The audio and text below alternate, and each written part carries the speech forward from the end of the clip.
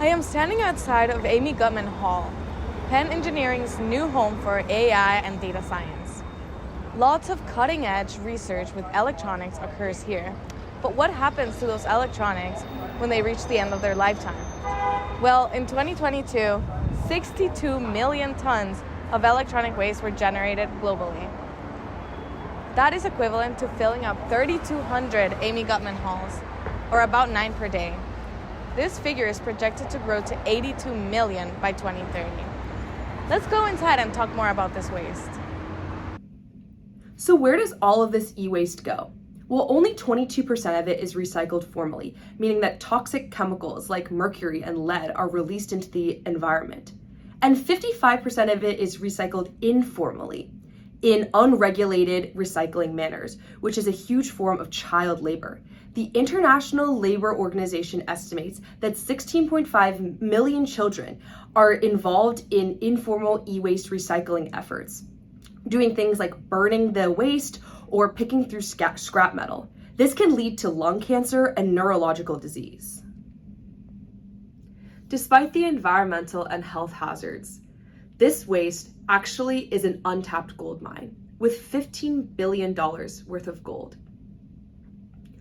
It's actually better than a metal mine because it contains up to 500 times the amount of gold that is in natural ores. With the gold demand of the world, gold is expected to become scarce in just 20 years. And we know that things like AI and semiconductors will only continue to increase the demand for gold, as gold is used due to its high conductivity and resistance to corrosion. In the next 10 years, the domestic chip production is expected to increase by 203% following the CHIPS and Science Act. So with the growing need for gold, what do current processes for gold recovery look like? For sourcing, mining still dominates, but it generates tons of toxic waste, is extremely harmful to the environment, and produces 33,000 kilograms of CO2 equivalent per kilogram of gold. For gold refinement, there are two processes: pyrometallurgy, which requires high temperature extractions and pressure swing operations that are energy inefficient, and carbon and pulp, which requires frequent carbon replacement, which is wasteful. What if we had a way to recycle gold from electronic waste using an energy efficient, environmentally friendly process? Well, at e4-Mine, we have a cutting edge electrochemical liquid extraction that produces gold at 99.2% purity.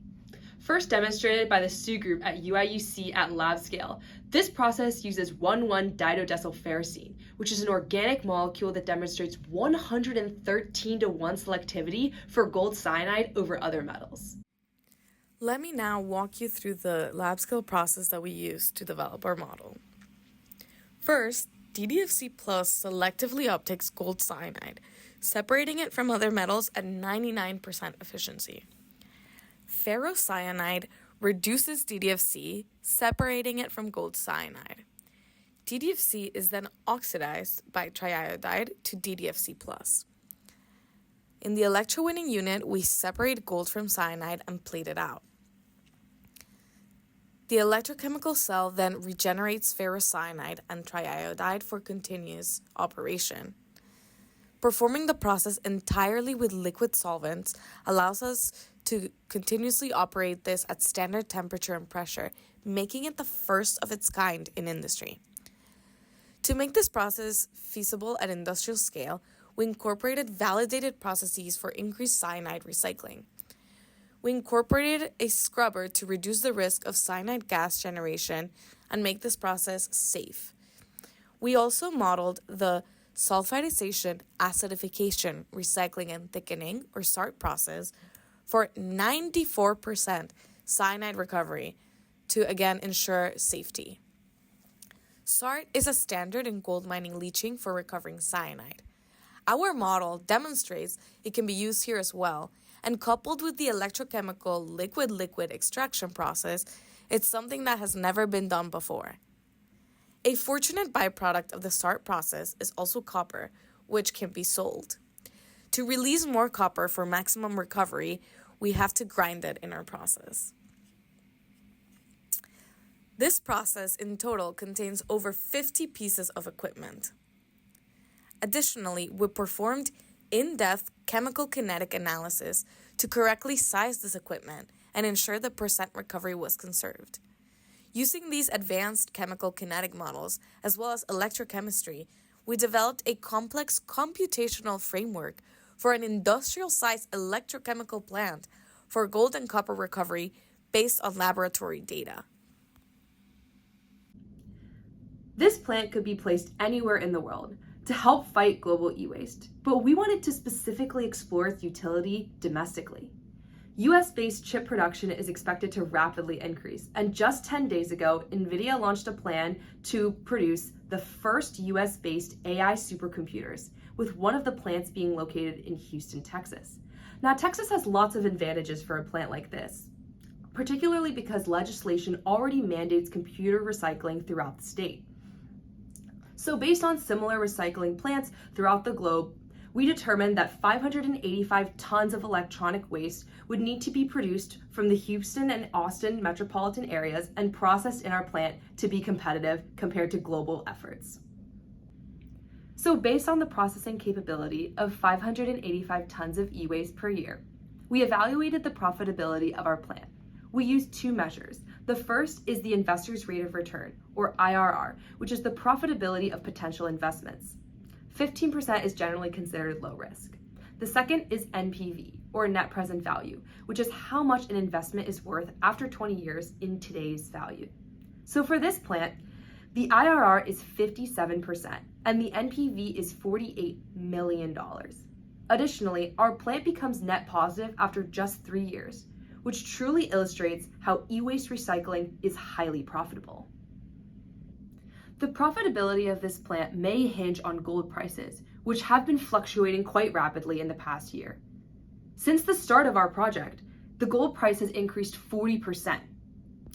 However, our sensitivity analysis on profitability margins indicate that even with the lowest price of gold in the past 5 years, our process remains profitable, with a payback period of just 6 years and an IRR of 25%, illustrating the resiliency of our process to changing gold prices.